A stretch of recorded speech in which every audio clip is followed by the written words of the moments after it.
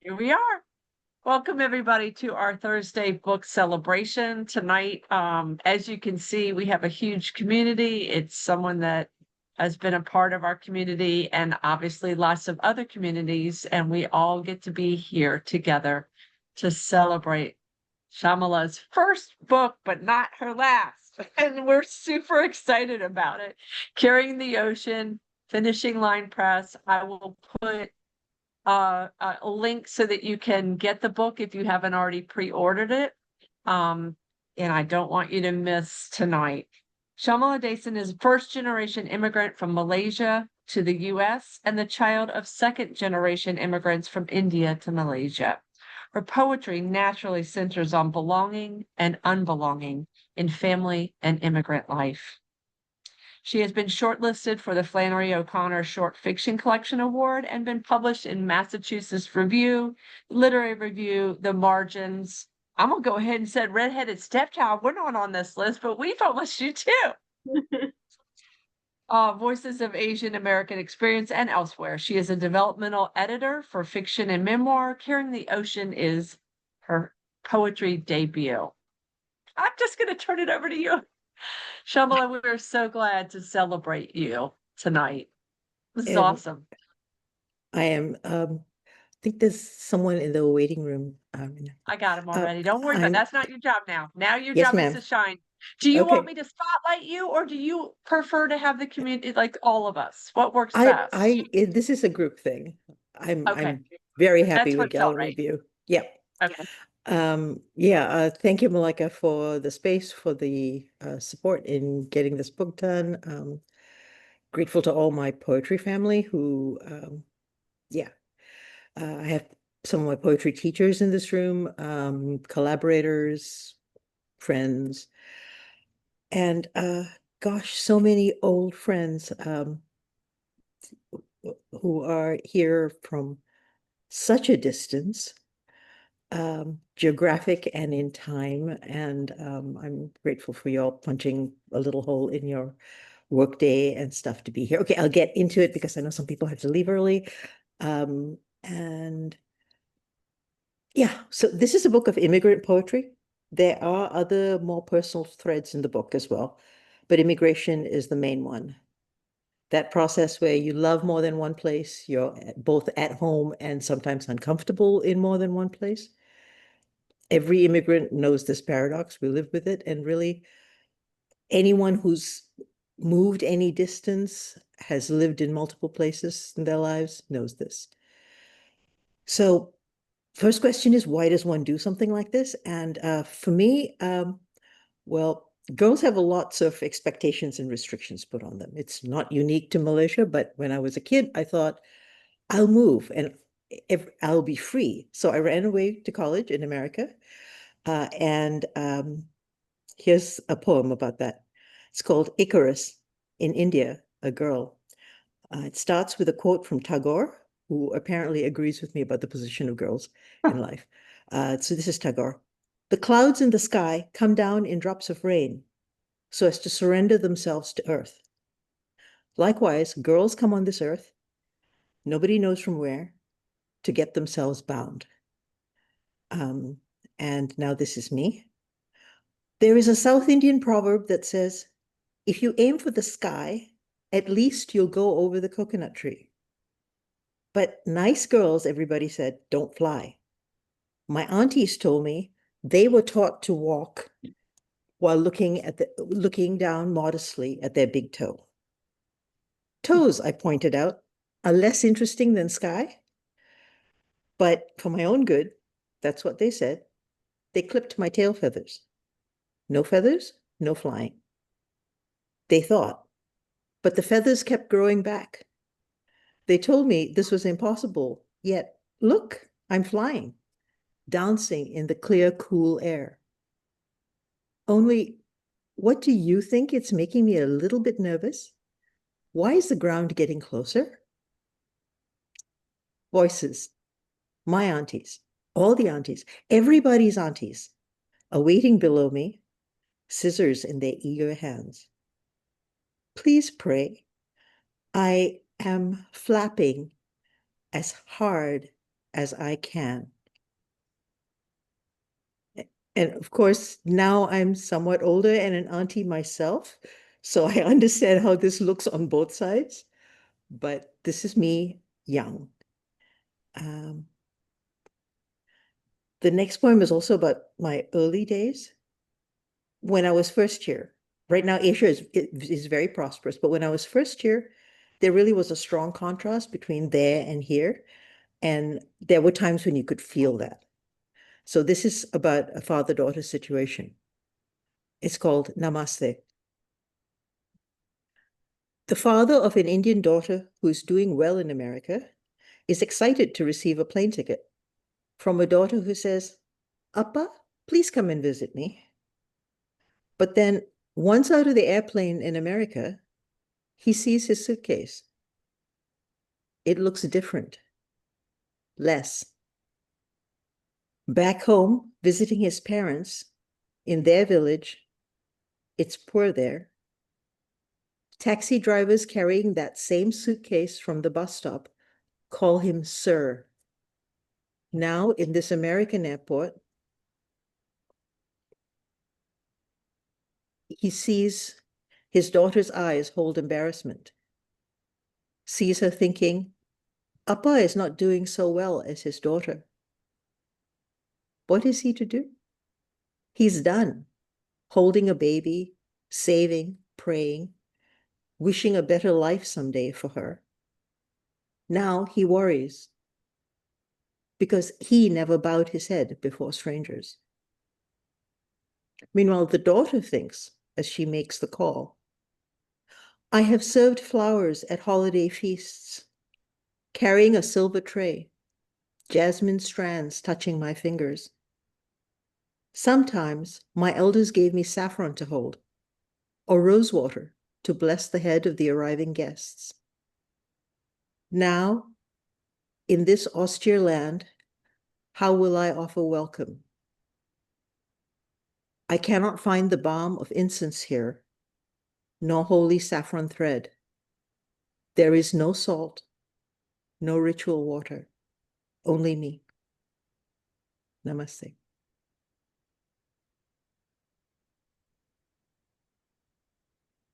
So some things are hard here, but then again, some things are easier. And this next poem is about that. MGS Girls, this one is partly triggered by a conversation with Lai Chan. So it's called Dirty Shoes. And if you knew me when I was 6, you would understand why. I kicked a soccer ball in Malaysia. They put me out of kindergarten. In Kuala Lumpur, 1965, with aunties praying over me in relays, save this wild child. 45 years pass. Aunties, those alive, unstoppable, praying all the while. As I sit in California reading email, a primary school classmate, now in Australia, tells me we had dirty shoes back then from kicking stones, with our mothers mourning in a circle. Ragamuffin daughters, what to do? Emigration. Send them off to Europe, America, Australia. Tell your friends, daughter is doing well overseas. Nobody can see her shoes. Girls practicing soccer near my American home are as grubby and sticky as any boys. Ponytails everywhere, bobbing, the only sign they're actually girls. Liberated, nothing to do with jobs or voting.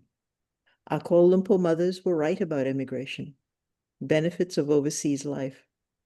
Freedom to get dirty, that's what.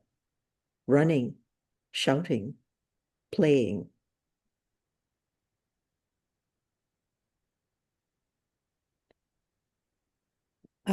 Slightly more serious note, people often go to the beach on holiday. I spend a lot of time near the water, and I also find it's also good when I'm sad. Salt water is very kind. This next poem is called Long Island Sound. Long Island Sound is a tidal estuary between New York and Connecticut. It's sort of a sheltered bay, and I used to live on the Connecticut coast, spent a lot of time on the Sound. It was very calm, except during a nor'easter storm. Just kind of like the seaside in Malaysia is calm, except during the monsoons. There were even huge piles of seashells on the beach, which made it smell a bit like Central Market in KL used to smell in the old days. And I've actually sat there and had a picnic on top of that pile of seashells, smelling that, slightly fermented fish smell and enjoying it, which a lot of people think is weird, but the Malaysians in the room will understand. Long Island Sound. Only the ocean talks to despair, listens to silence and slow footsteps, sliding, surrendering. To fall again would be to fall not at all. Shards of pebble and shingle cannot wound feet already bleeding. It's peace to bleed where bleeding is allowed, cauterized by salt, where none contradict and only the seagulls watch, unimpressed, as hermit crabs dance amorous waterbound duets, and silent wind whip burns my skin, chills through to bones and ache of wounded limb, and heart breaking, broken, stealing my voice, almost amputee. Voiceless, I shiver, drop, tears shaken, into the welcoming, empty silence. Long Island Sound. The sloughing water neither weeps nor laughs, waiting for me to speak tomorrow. Whole again, perhaps tomorrow.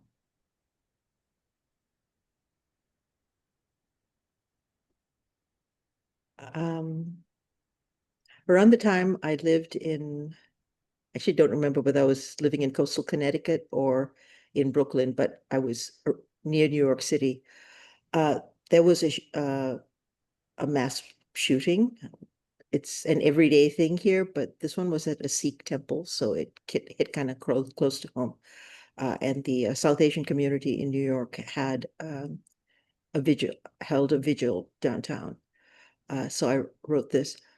For my niece, after the Oak Creek temple shooting, there was a mass murder of people who look like us. You'll be upset. Let me cook something for you? Sounds crazy, no? But what's an auntie to do? Food is the code of love. The more the ghee, the more the love. Here, eat one more jalebi just for me.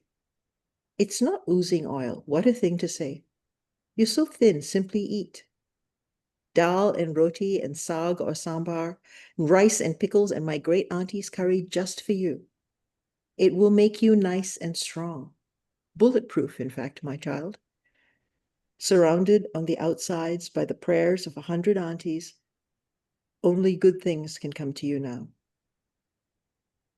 Coated so thoroughly on the inside with ghee and sugar and food from our hands that you will know you are loved invincibly, unswervingly, and let's be honest, sometimes even annoyingly, but always loved. Even if, God forbid, a madman's bullets should hit you. I am coming to the vigil tonight for the shooting victims. Are you coming? Can I cook and bring you food?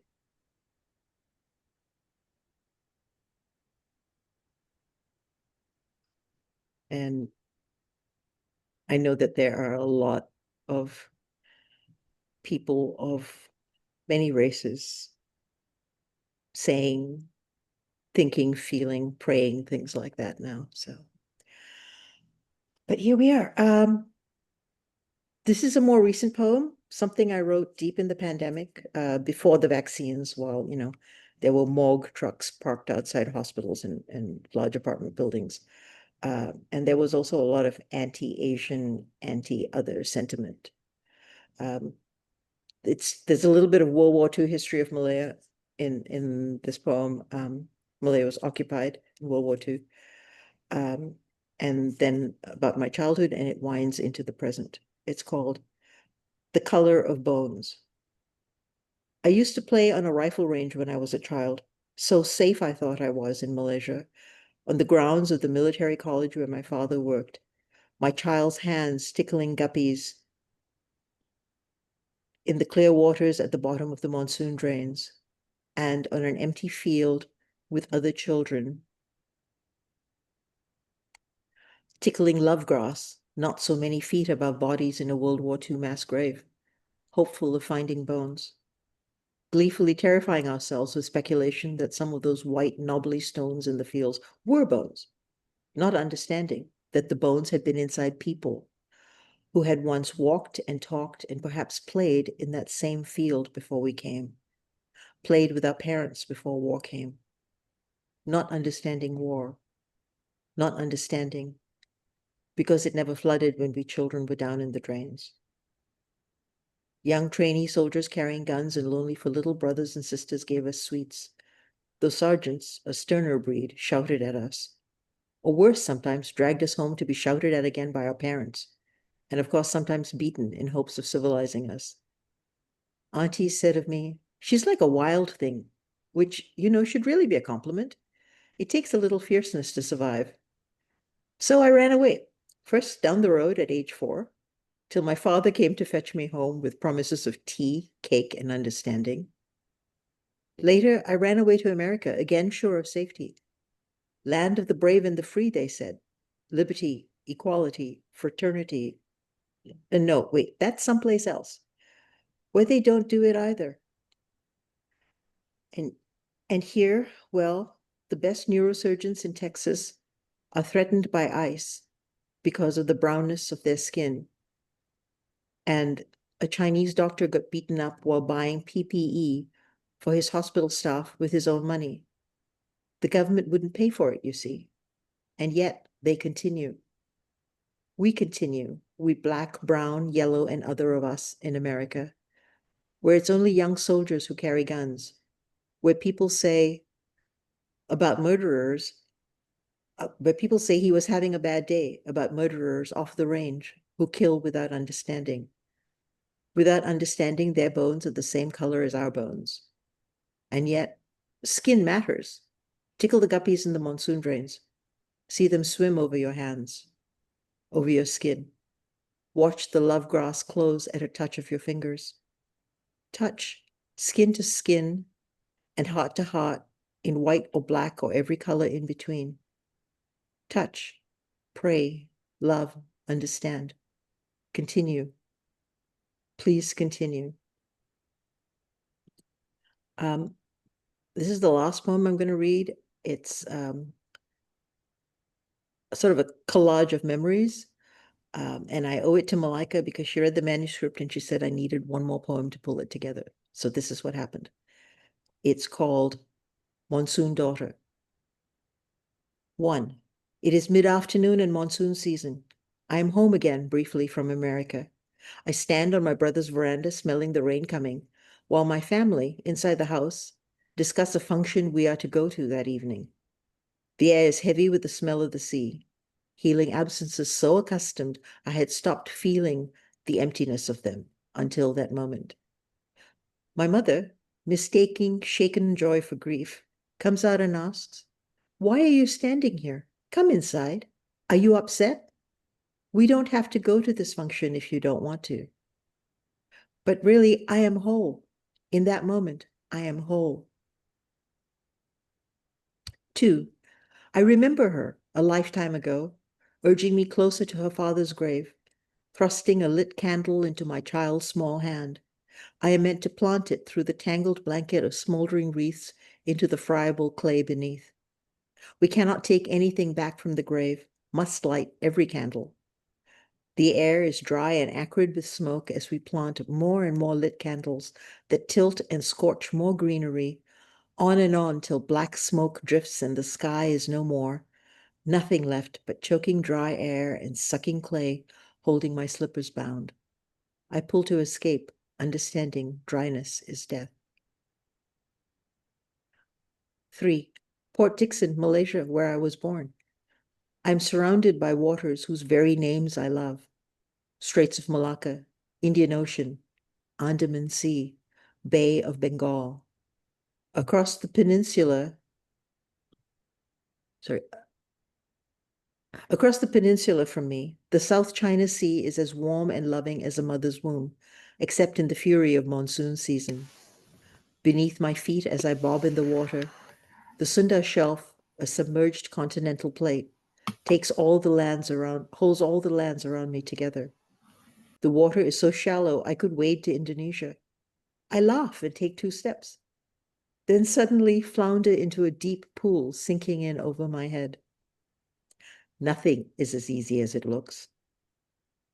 I scramble to shallow water again, while sand dollars, sharp as the thorns of my mother's roses, cut my feet. 4.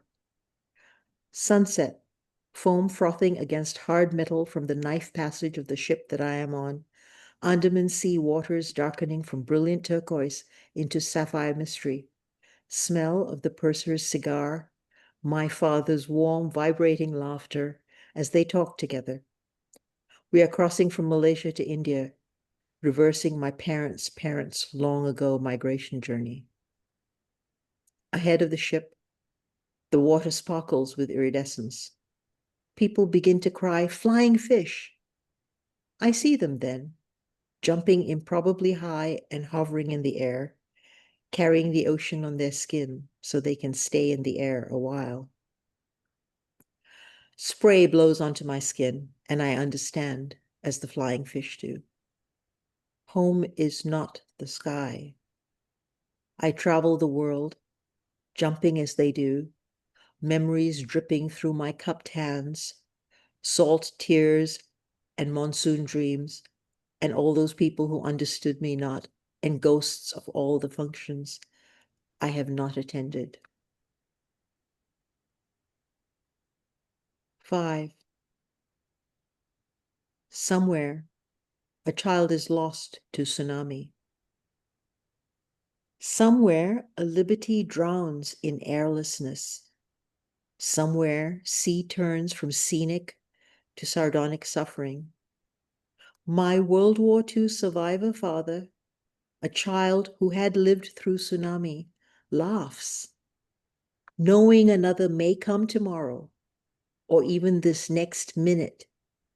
He tells me about his lost best friend. Then says, "Look, there's a bird." And so shall I. I carry ocean. Yes, I love hearing that poem out loud so much, Shamala. Beautiful reading. And Thank I you. tell you, by the time you got to that last poem, it just became mythic. And I want to point out, Karen, you said something about the intimacy of the poems and yet the universality. And I think that there is a lovely way that she crafts very, very solid particulars, brings them to, and they suddenly expand out and have us all held in there. Yeah, you're gonna have so much fun, Shamala, seeing the chat section. It makes me happy to think about sending that to you. I know people must have things they would like to ask or say. Please just unmute and let's have conversation. And first off, appreciation for you celebrating with us tonight.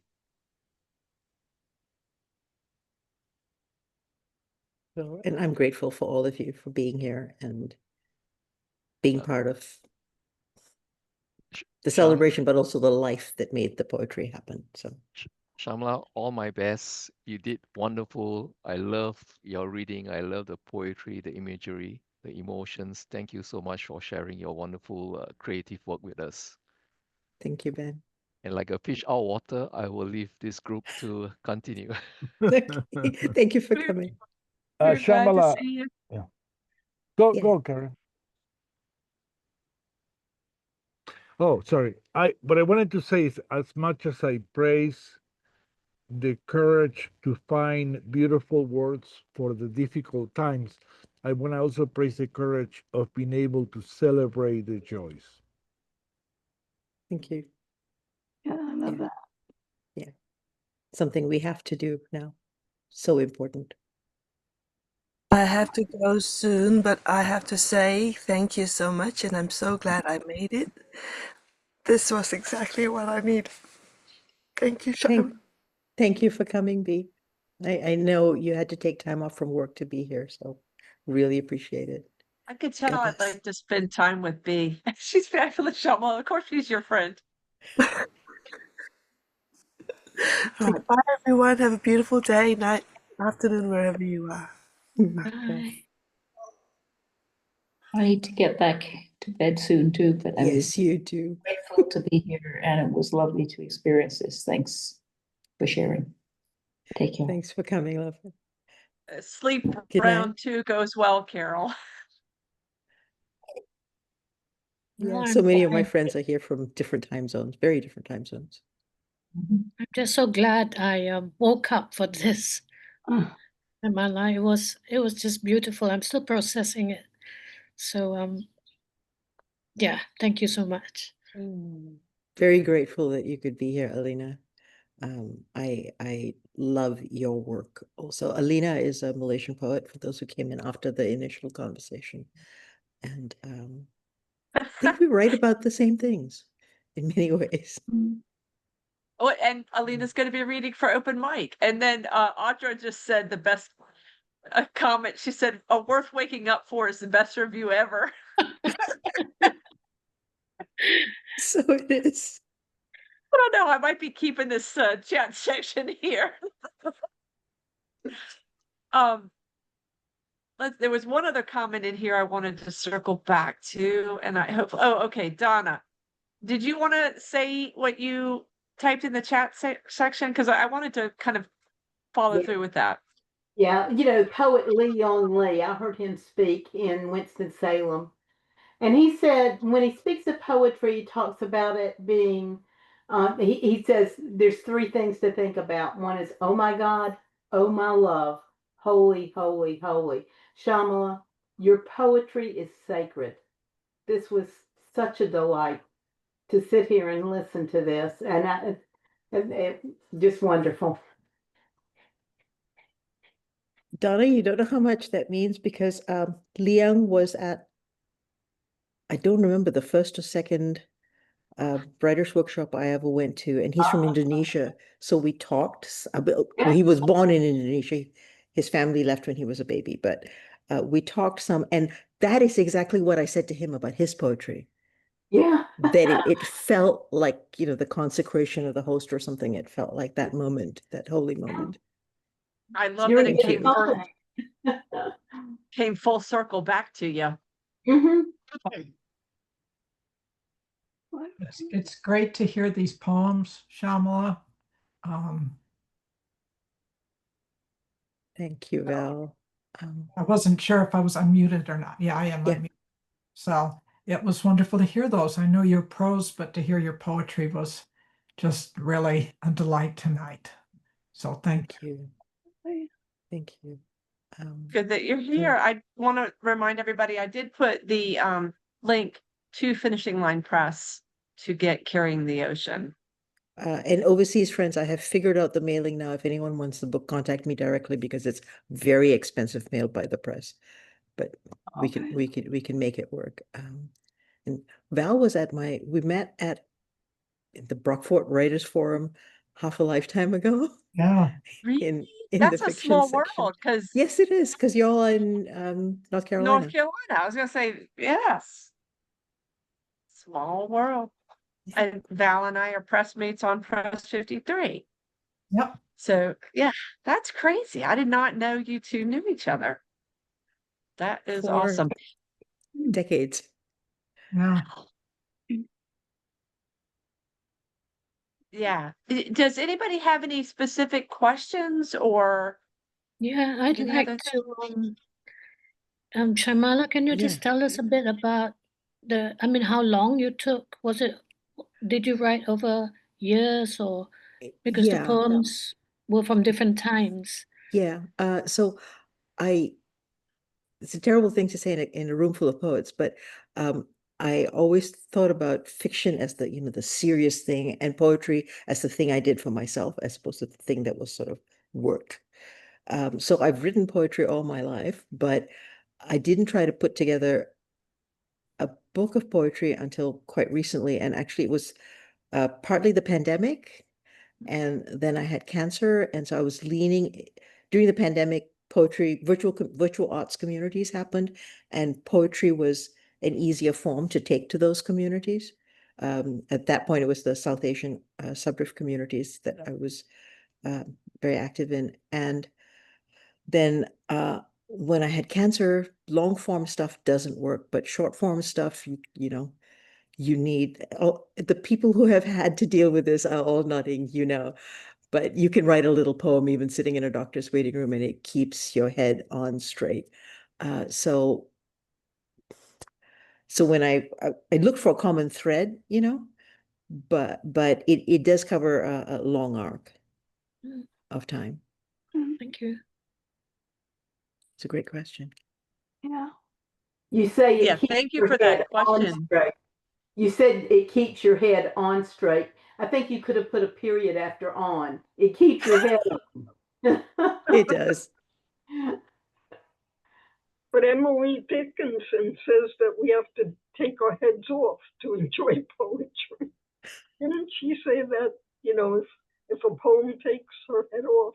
But I like the idea of keeping it on. The poems are beautiful. I think what she actually said was that a great poem blew the top of her head off. Yeah, I think so.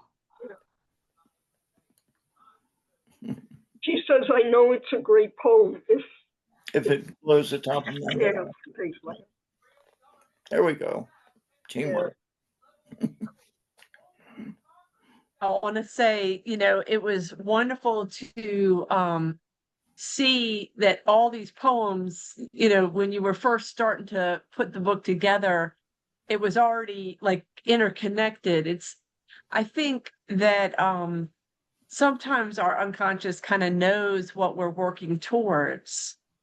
And I remember when you came with the title Carrying the Ocean, and I can't imagine a more perfect title for this book. Okay. Yeah, that's a great title. Yeah, they're contemplative. Yeah, and the title is perfect for sure. You're going to have fun reading these comments, Shamala. I'm Well, trying to keep up with them to make sure that I've addressed anything. If there's a question that I've missed or a comment that you want to say out loud, please jump in. I think you helped pick the title, Malika. I'm not sure. I think I sent you a bunch of titles. And then I sent you the manuscript because you have not enough to do. So somebody should drop a whole manuscript on you and say, my high please read point. this. Those are the things I love. Susie Q. Smith read the whole thing too. So I have generous friends. You have admirers and friends, all of us. I still haven't figured out how to make a copy work without losing a lot of it. It doesn't seem to select. Cal, what are you trying to do? Well, is there a special thing do you have any advice in trying to get a copy of what's in the chat? Because when I select it, it never comes out right. It's oftentimes there's a way to just get to if you go to the three dots next to the book, do you see that? Right. Yeah. You should be able to save from there. Yeah. And if you can't, I'll probably have to do that another time, Cal, because I want to make sure that we have enough time to get to open mic. And I don't know a quick way if you can't get to the three dots and save it. It does save it. And I think I had a couple of friends just pop on. My Fengping and Meng, I think my reading is mostly over. We're in the discussion point now, but the whole thing is recorded, so I will make sure that you folks have access to the recording. Appreciate you being awake and here at all, because I know what time it is in Cal. Awesome. We're going to move to open mic, and I just want to say, you know, beautiful reading. Thank you all Beautiful very reading. much. Kidding our joy.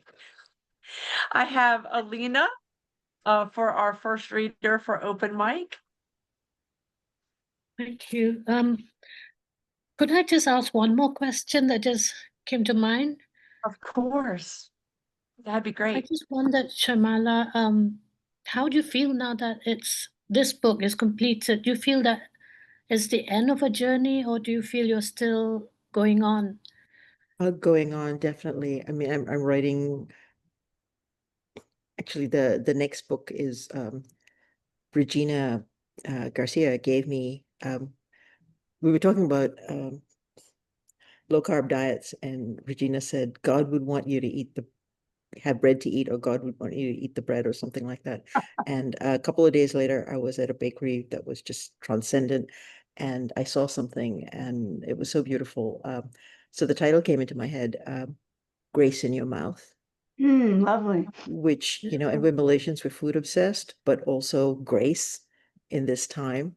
And a lot of my poetry has food in it, and it has spirituality in it. And so, yeah, definitely in process. I'm so glad to hear that.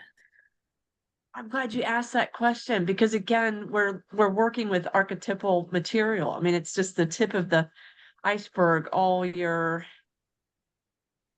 layers of meaning.